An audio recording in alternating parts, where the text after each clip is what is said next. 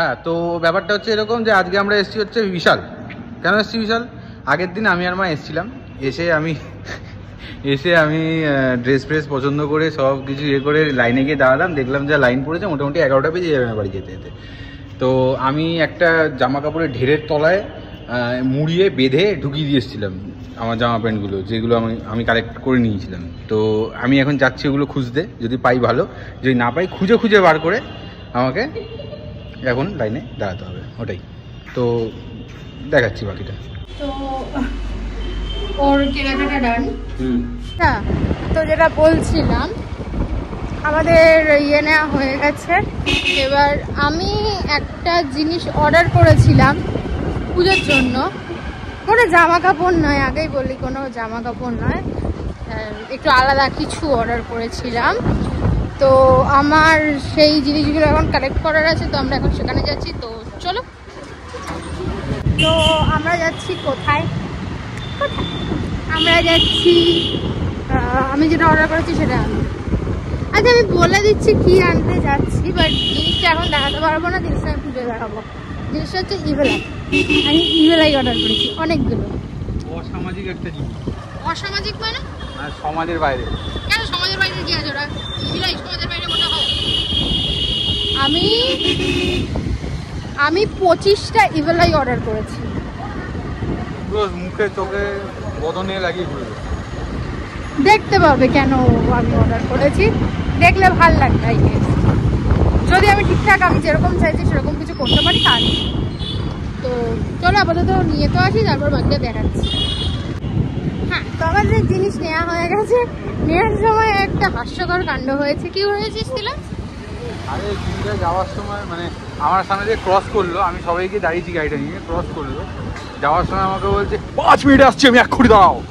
আমি বলি হ্যাঁ আমি কি করলাম এ বাবা, এই উত্তরপাড়ার মতন জায়গায় এরকম ভাবে কেউ ঠেট দিয়ে তো যাবে না।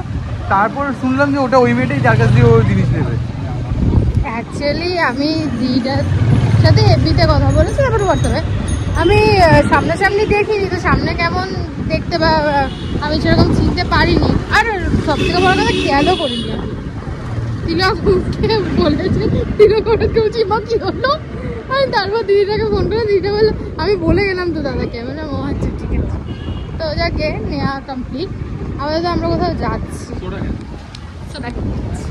চলো। হ্যাঁ, তো আমরা গেলাম জুস খেতে, জুসও খাওয়া হয়ে গেছে।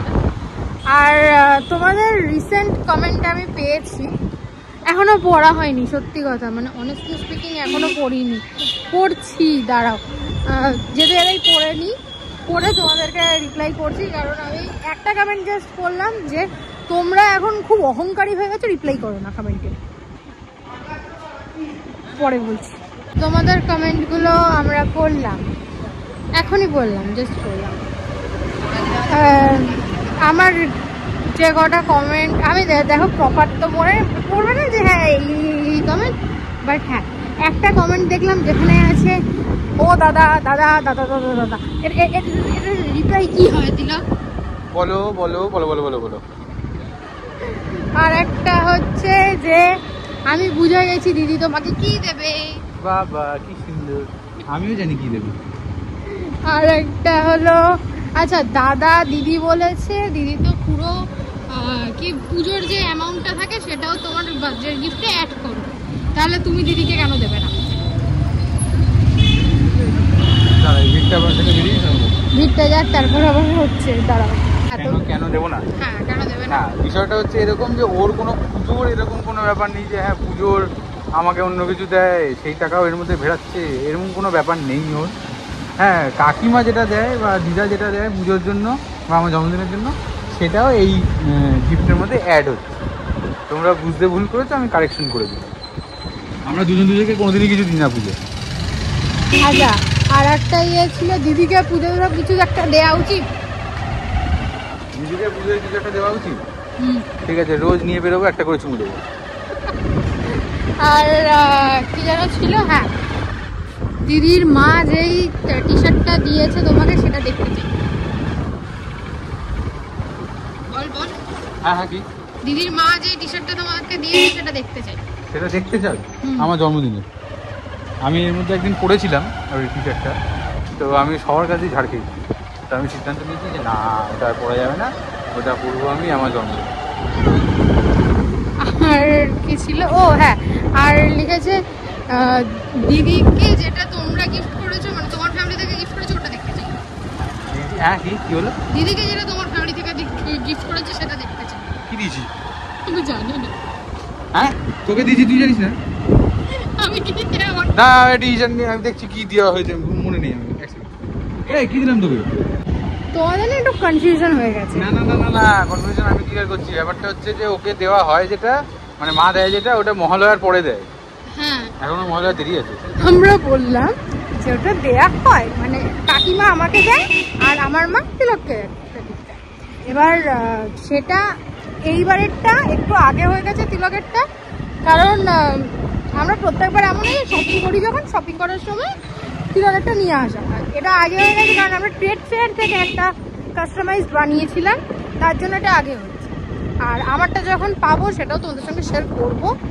আর মানে যেদিন পরবো, ওটা আমি পুজোতে পড়ি, তো যখন পরবো তখন ফুল এক্সারসাইজ হয়ে তোমাদের সঙ্গে শেয়ার করবো, তখন দেখো। আপাতত আমরা আছি কন্যাগরের দিকে, তো চলো।